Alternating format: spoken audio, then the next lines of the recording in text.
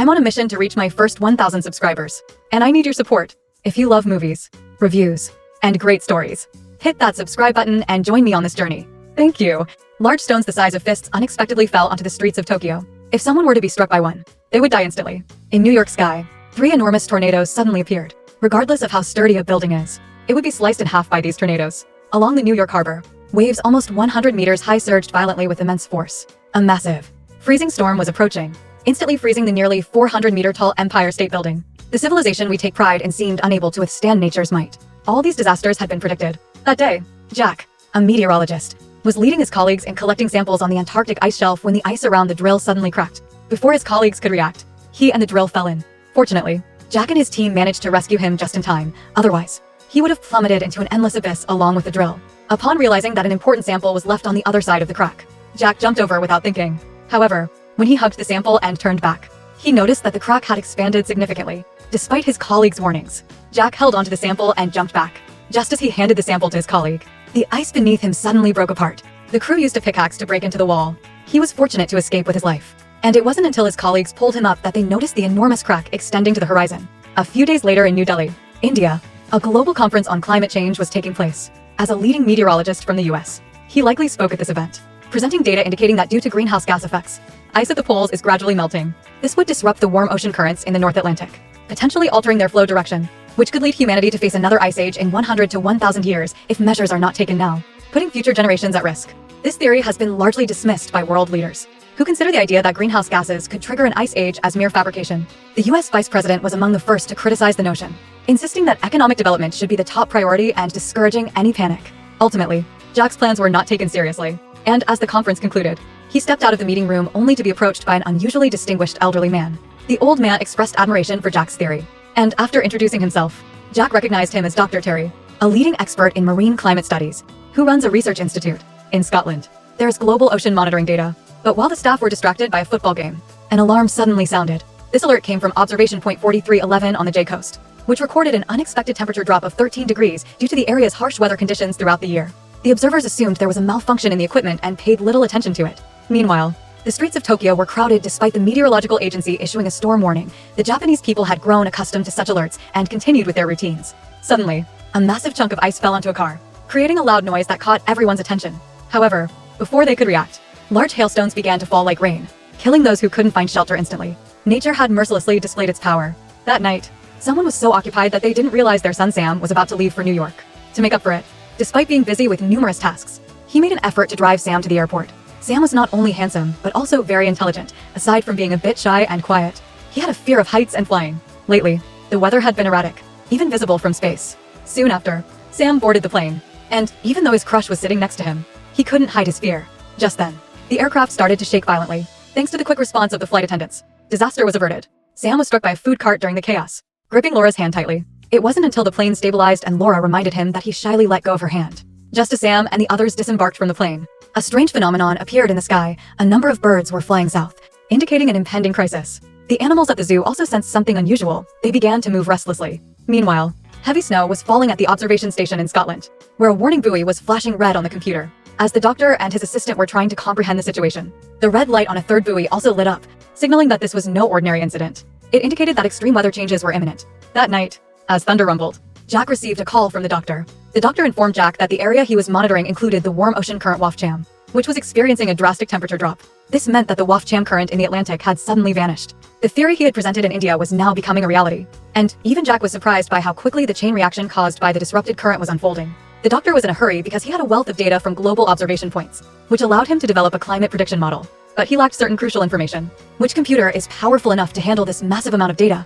He had to rely on Jack to persuade the US Space Agency. Meanwhile, the global climate is changing at a rapid pace. Los Angeles, typically dry with little rain throughout the year, is now experiencing hail. This is just the beginning. What's more alarming is that a massive low-pressure system is forming over Los Angeles. Shortly after, a gigantic tornado begins to emerge. When Jack arrived, everyone was tense, staring at the large screen. Clearly, these leading meteorologists were shocked. At that moment, 3 tornadoes had appeared in the sky over Los Angeles, estimated to have surpassed the highest levels ever recorded. Before they could determine the cause of the issue, one tornado had already destroyed the Hollywood sign with terrifying force. Following that, another tornado engulfed the Capitol Records building. However, at that moment, a few brave young people appeared on the street, undeterred by the danger, taking out their cameras to capture the scene before them. completely unaware of what was about to happen.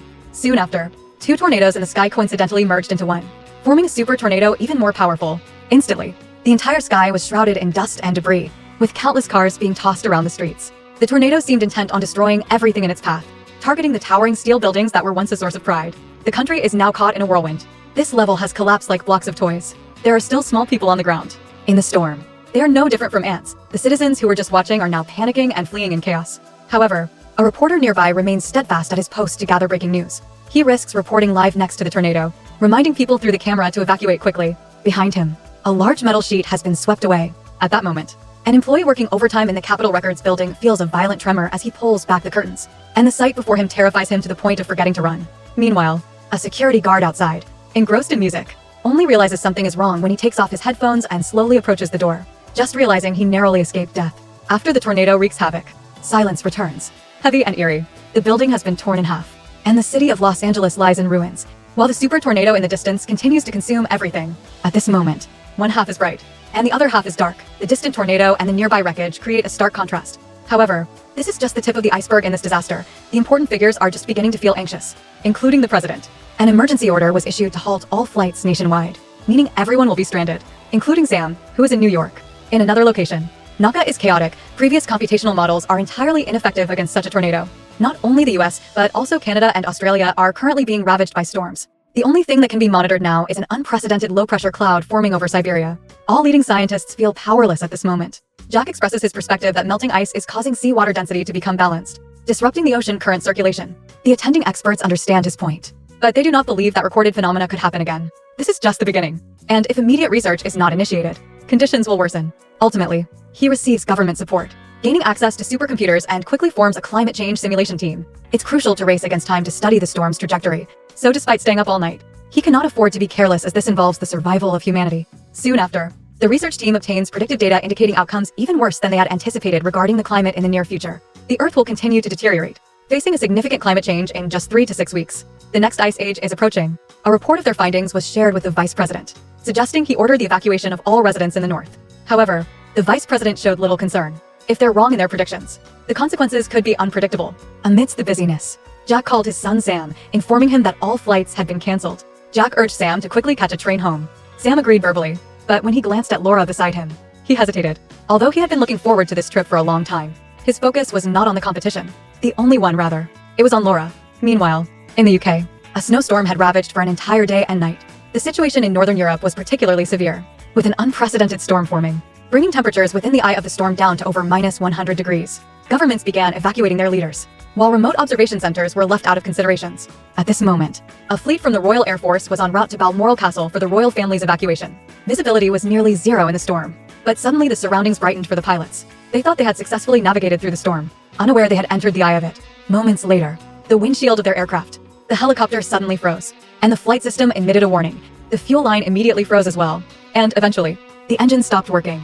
All of this was beyond the pilot's comprehension. They were unsure how to handle this unexpected situation. Shortly after, the helicopter plummeted down, and by the time it reached the rescue site, it had crashed into the snowy mountain.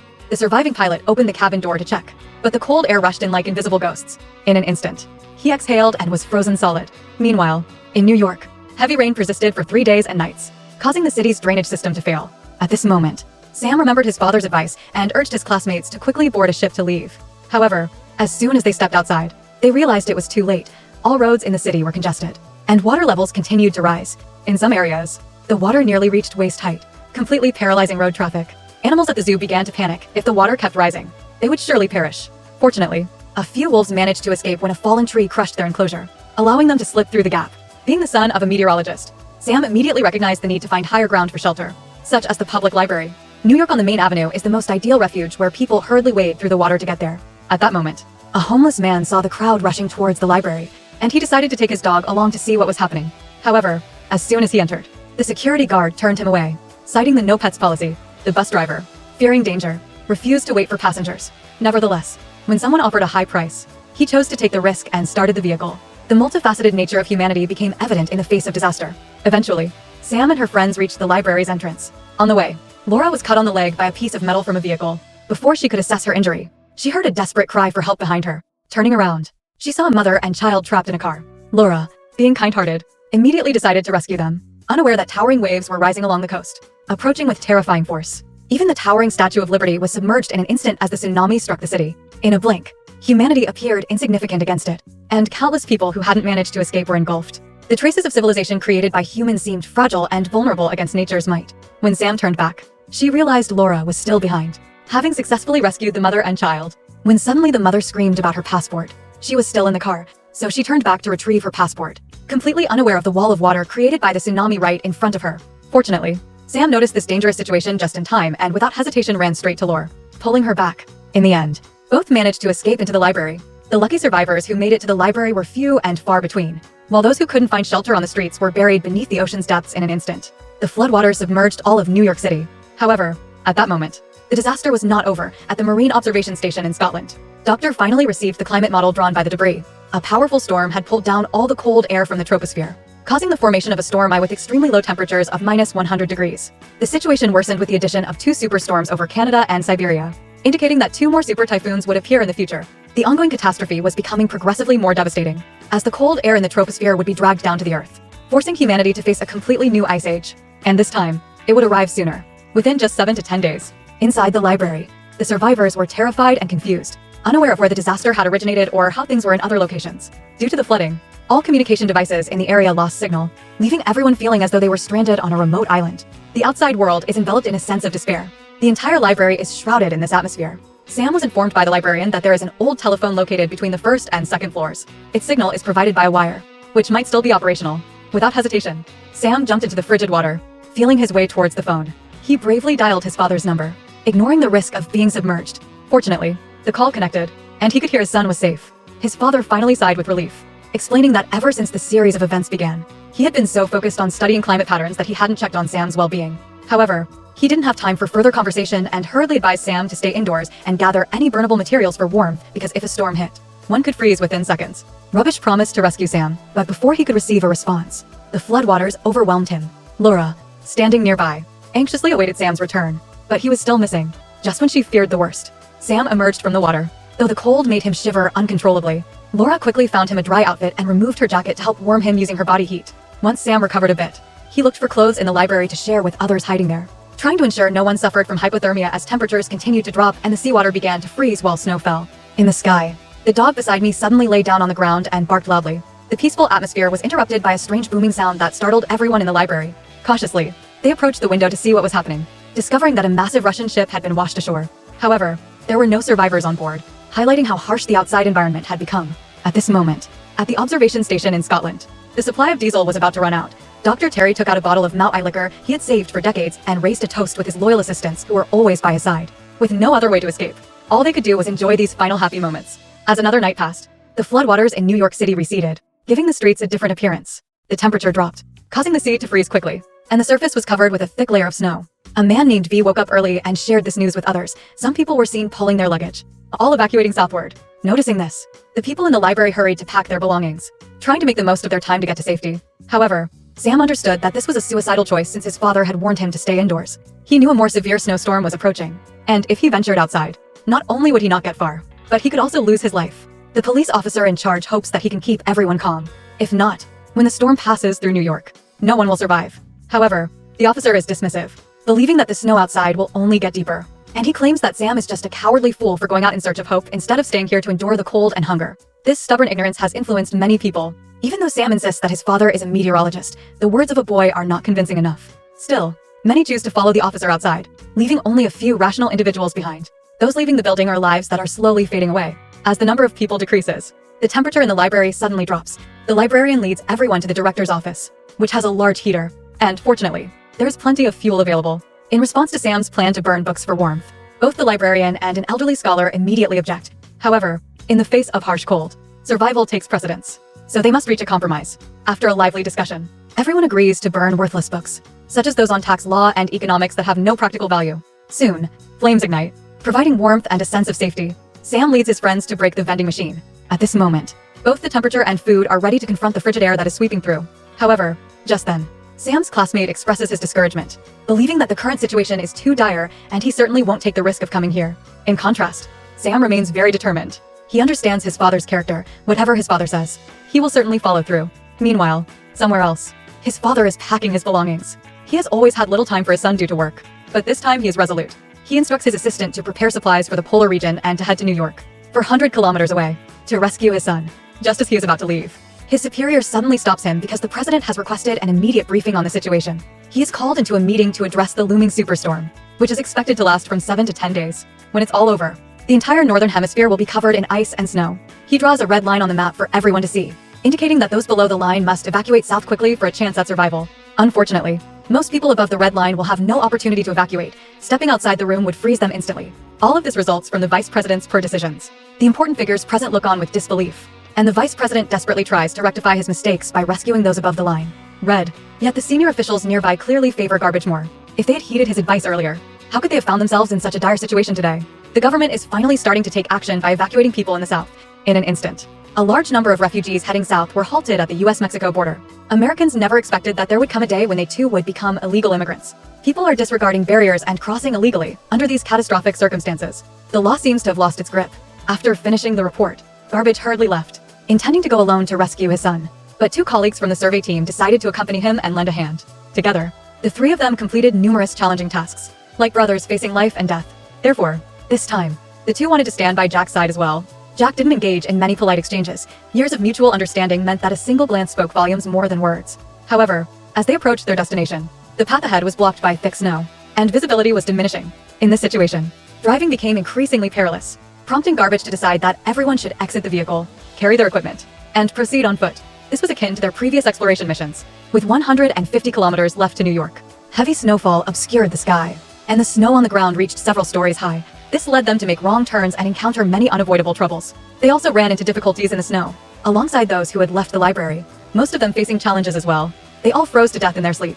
3 people were walking through a snowstorm, in the thick fog. They had no idea that beneath them was the glass roof of a shopping center as they slowly moved forward. A sudden shattering sound rang out, but before they could stop to investigate, the glass below them shattered unexpectedly. They fell instantly, and the strong inertia caused all 3 to tumble down. One colleague got caught in the building, suspended in midair. In this critical moment, Chuck used an ice axe to stabilize the situation, while the suspended colleague had to cut the line to lighten the load, sacrificing the sled and equipment. Seeing the sled break into 2 upon hitting the ground, the colleague realized that if he fell, it would mean certain death. He urged the remaining teammate to hold on tight, while he gradually let go to pull them up. Their mutual trust gave them extraordinary strength. Just when they thought they were close to completing the rescue, they noticed the glass under the hanging colleague starting to crack. At that moment, he understood that if he didn't let go, all 3 of them could lose their lives right there. To avoid dragging his teammates down with him, he decisively took a knife and cut the rope, using his life to give the others a chance to move forward. Chuck couldn't feel sorrow at that moment, and the remaining teammate had to set up camp to regain energy. But out of the 3 sets of equipment they had prepared, only 2 were now usable. Despite facing countless challenges and sacrifices, Jack remains steadfast in his belief to rescue his son. Viewed from space, storms resemble towering mountains on Earth's surface. Astronauts capture images of the atmospheric circulation and send them back to Earth, revealing a storm with an 80 kilometers diameter that continues to grow. Within 24 hours, it is expected to sweep through New York. Meanwhile, the White House is nearly engulfed by a snowstorm, with the president barricaded in his office until the last moment, only agreeing to leave when convinced by his staff. But it's already too late. Shortly after, the US refugee camp at the Mexico border receives word that the president's convoy has become stranded in the blizzard, leaving no survivors. The vice president is left stunned as he must deal with this chaos. While Sam's situation is also dire, Laura's wound has become infected and she begins to feel unwell. Sam rushes to check on both of them and they share a moment together under dim light in the darkness. Usually quiet, Sam opens up about his feelings, and to his surprise, Laura initiates a kiss. Finally, they break down the barriers between them, finding warmth in each other amidst the icy disaster. After another night, Sam notices that Laura looks pale and has fallen into a coma. Her injury has festered and turned black. The librarian checks books and suspects she might have blood poisoning. Without timely antibiotic treatment, there's a significant risk that she could lose her life. For the sake of his loved one, Sam decided to take the risk and go outside to find medicine. His 2 friends from school also chose to help him. They constructed a simple sled using chairs. At that moment, the enormous Russian ship outside was their only hope. The group approached the ship carefully, searching for the medical room, unaware that some special companions were lurking nearby. Wolves that had escaped from captivity were trailing them. Soon after, Sam discovered the medical room. He took some equipment outside and smashed the glass door to get in. Once inside, he found the necessary medicine. But just as he was about to leave, one of his friends wanted to sneak into the kitchen for some food. After all, no one knew how long they would have to hide in the library, so stocking up on supplies seemed wise. However, while searching for a life raft, they accidentally triggered a noise that attracted the hungry wolves, which then rushed in and attacked Sam's friend. Sam struggled to pull his friend back inside the house. At that point, the starved wolves had blocked the exit. Seeing his friend's serious injury, Sam decided to go outside to lure the pack away. He climbed through a window into the next room, deliberately made a noise, and then dashed outside. Ultimately, he managed to trap the pack of wolves in the ship's compartment. The group reunited and needed to quickly return to the library. At that moment, the storm had reached downtown New York, bringing with it frigid air that continuously descended to the ground. Everything that Sam touched quickly froze. He found a lifeboat that he intended to pull the injured friend back to the library, but there wasn't much time left together. At that moment, Jack was in a similar situation. His colleague had collapsed just like his son. Jack could only drag him along and saw the flag that had been waving in the wind suddenly dropped. Realizing the storm was approaching, he hurriedly opened a vent and threw his colleague down it. As he turned around, the flag was frozen. Next, the Empire State Building also rapidly became encased in ice. The frost spread quickly from the top of the tower downward. All the glass windows of the building shattered due to the cold air. The sound of breaking glass echoed continuously. In an instant, the nearly 400-meter-tall Empire State Building turned white. The frost had spread from the top all the way to the ground. Sam pulled his friend and ran frantically as the chilly air pursued them. Just before they were engulfed by the cold, they reached a warm room. Everyone was constantly throwing things into the fire, as long as the flames stayed lit. They had a chance to survive. Jack jumped into the vent before the cold air hit. Then he dragged his colleague into a kitchen. Seeing the steel door sealed with ice and snow, he didn't hesitate to light the stove nearby. Fortunately, there was still gas inside. Soon after, his colleague regained consciousness. Jack knew that his son's situation was even more perilous if he was even a minute late. His son would. They encountered additional danger, so they didn't linger as the storm weakened slightly. The two immediately put on their gear and continued their journey. Along the way, they saw countless frozen bodies, which were those of the townspeople who had left the library at night. They set up camp to rest amidst the snowstorm. After several days of trekking, they arrived in New York. At that point, one colleague began to feel pessimistic, believing that Sam was likely dead but reluctant to accept such a conclusion.